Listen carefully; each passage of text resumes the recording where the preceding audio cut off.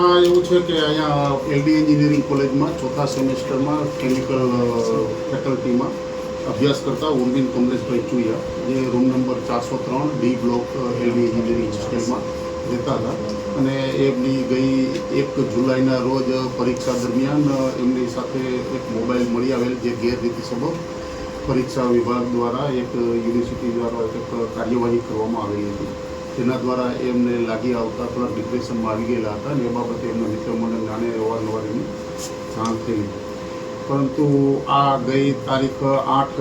9 તારીખના રોજ સવારે 9 વાગે યુનિવર્સિટી પોલીસને એક જાણકારી મળેલી કે રૂમ નંબર 435 ઉપરના માળ ઉપર વિદ્યાર્થી દ્વારા કોઈ ઘટિત બનાવ બનેલો હોવાની હકીકત મળતા પોલીસ દ્વારા તાત્કાલિક સ્થળ ઉપર પહોંચી અને જાણ કરતા અને બારણું ખોલી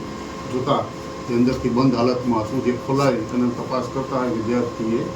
પોતાની જાતે હાથેથી બ્લેડ મારી અને બંને હાથમાં તથા ગળાના ભાગ ઉપર ઈજા કરી અને મૃત હાલતમાં મળી આવેલ હતા. જે બનાવની ગંભીરતા જાણીને યુનિવર્સિટી પોલીસ દ્વારા તાત્કાલિક FSLને આ બનાવ સ્થળની વિઝિટ કરી અને કાર્યવાહી કરવા માટે જણાવેલું હતું અને જે નવા કાયદાની જોગવાઈ મુજબ BNSS 194 મુજબ અકસ્માત મોતનો બનાવ દાખલ કરી અને જોગવાઈ મુજબ નવી ગાઈડલાઈન મુજબ બનાવ સ્થળની વિડીયોગ્રાફી ફોટોગ્રાફી દરેક કરી અને કાર્યવાહી કરવામાં આવી અને ગંભીરતા જાણી અને આ મરણ જનારના લાશ ઉપરથી પેનલ ડૉક્ટરથી પોસ્ટમોર્ટમ કરાવવામાં આવેલું હતું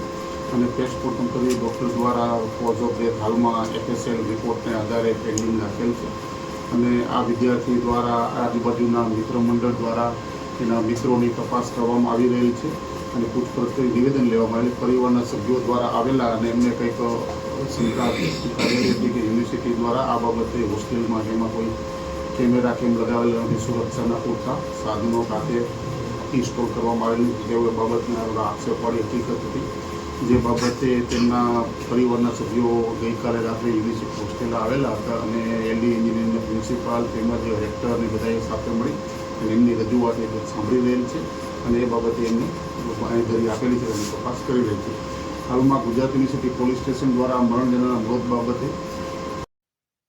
નિવેદન દરમિયાન કે બીજી કોઈ ઘટના જાણવા મળશે અથવા તો પોસ્ટમોર્ટમમાં કંઈ ગુનાહિત થયેલું જણાઈ આવશે તો જે પણ બનાવ હશે તે બાબતે કાયદેસરની કાર્યવાહી હાથ ધરી અને યોગ્ય તપાસ કરવામાં આવી રહી છે. સર, ખાસ સમગ્ર ઘટનામાં પરિવાર જે